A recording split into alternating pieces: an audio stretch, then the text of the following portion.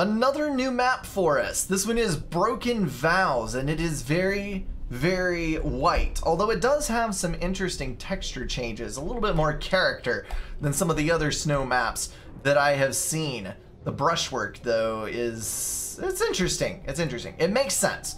All right, Procrastinating is on the north side. He is Seraphim. This is actually a mirror match. Seraphim. Bias is on the south. And I'm going to bump up the speed here because we're watching the semifinal and there are probably 2 to 3 more games to get through, and I am behind where the games are taking place. So we're going to try to get through this as quickly as possible. Bias, first land 3 mass extractors, walking forward to build a 4th, and then assist the Hydra, which is very close by.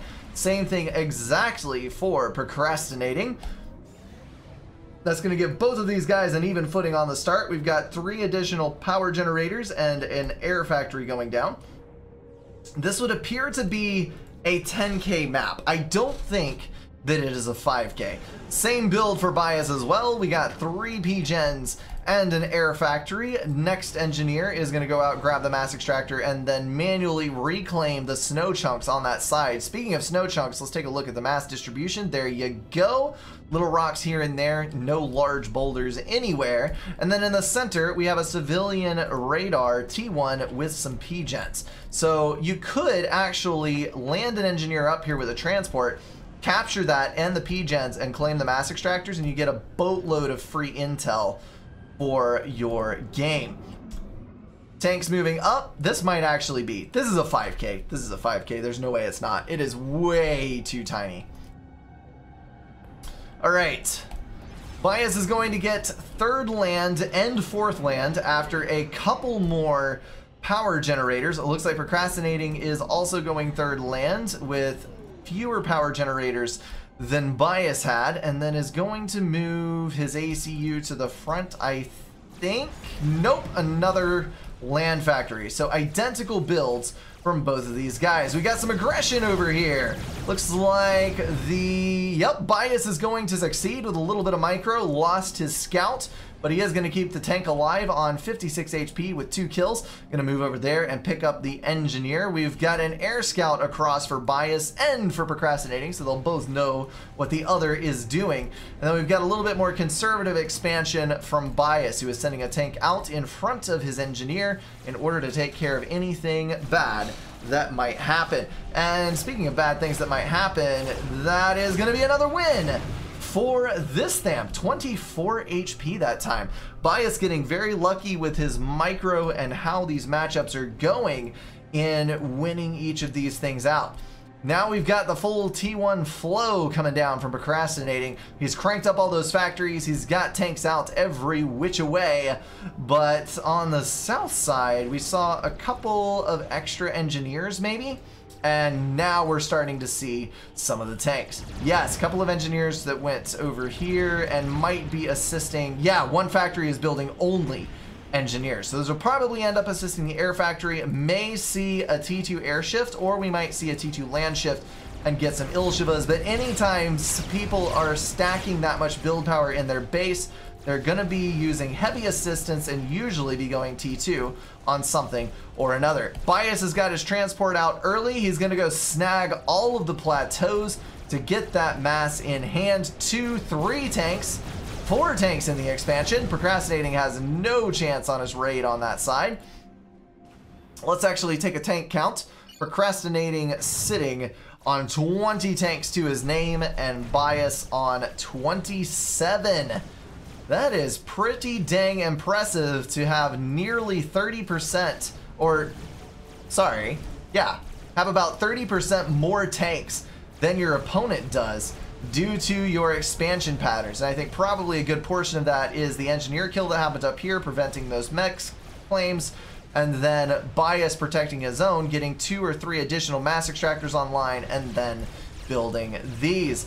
Bias and Procrastinating taking a little bit of a ring around the rosy approach to the center plateau with their ACUs. Got a claim on the left for Bias. That's going to put him at 39 mass income versus 21. And at this point, I think we have got a pretty well clinched game. I'm going to bump the speed up a little more and we'll see what goes on, because I do want to see what the placement is on this. but I think we can already see what is going to happen. We got a transport out for procrastinating, but that is going to be too little too late, I fear. Bias has already picked up... No, he's not picked up his additional plateaus. Very weird. He lost his transport, I think. Yeah, he did. Alright, I'm just going to let this one buzz by. We got a little bit of raid over here. We've got a few units on the other side. But all in all, Bias is strangling the map. 53 mass per tick versus 27. Literally double the income. He's also cleaned up a fair bit of reclaim. Let's check in on those. We've got 2,000 versus 1,900. So actually fairly even on reclaim, but still, that's not going to make up for this kind of map disparity. Perfect control, moving out to take out the side expansions, reduce the amounts of mass even more. Try to move your tanks where the enemy tanks are not and secure those as well. And then all that mass has allowed Bias to go for Ilsheva spam. He's already got 4 Ilshevas on the front line. Gonna wreck that front base, eliminate the T1 point defense, and then move across. He's killed off almost all of Procrastinating's early Ilshevas, and the ACU is left to defend things by itself. Bias with the T2 upgrade on his ACU is going to start building point defense to deny the area, and he's also got gun upgrade, which will let him straight up smash the face in on any Ilsheva that wanders into his path. I do like that Procrastinating actually went and got the middle. Good on him, and he is building his plateaus, but I think it is far too little too late. 63 mass per tick for Bias, 39 for Procrastinating, but I don't think there's going to be any way to pull this back. Looks like we've got gun upgrade going for Procrastinating. He did finish it. Nope, he canceled it. He's having to move back. We got T2 gunships online. They're going to try to clean up some of the messes around the edges, but all that's going to take place is Bias is going to build a couple mobile flaks, and that is that. Holy cow, a T3 upgrade. That is so unnecessary, Bias. Why? You could have just mass spammed Ilshevas and it would have done the same dang thing. The T3 units might even be a worse proposition because your enemy is going to be able to overcharge more mass at once. But here comes the collapse. Moving in with the T3 units, all of them dying to overcharges, but that is nearly the entire defensive force on the other side. We got 3 Othams out for Procrastinating as well. Why on earth? I don't understand the T3 shift. I genuinely don't. I understand the reactive T3 shift.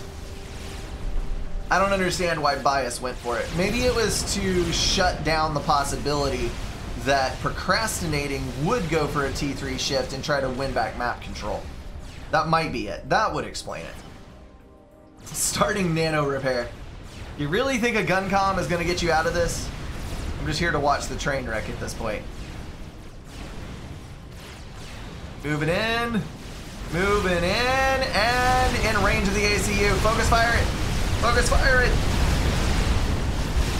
No! He's actually going to get out alive again. But in the process, he is going to lose a pretty good portion of his base, most of his eco. Procrastinating, throwing out the GG there. And that is going to be all she wrote. Well, I am mildly disappointed with having participated in this game. I was thinking that it would be better than that, but Bias just straight up demolished Procrastinating. I think that the early transport and that tank, both of those tanks that won, that little bit of early micro clinch shit. There goes the ACU, and boom. Gaining the mechs on this side, denying the mechs on that side, and then being able to take the plateaus so much earlier to get that mass online, definitely was able to push Bias into the lead. He was able to get way more tanks online early, and from that point on, he had map control, and there was just nothing to be done about it.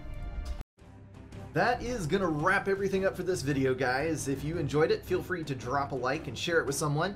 If you want to support the channel, catch the streams, or join the Discord, check out the links in the description. Thank you all for being at least partially insane, and I will see you in the next one.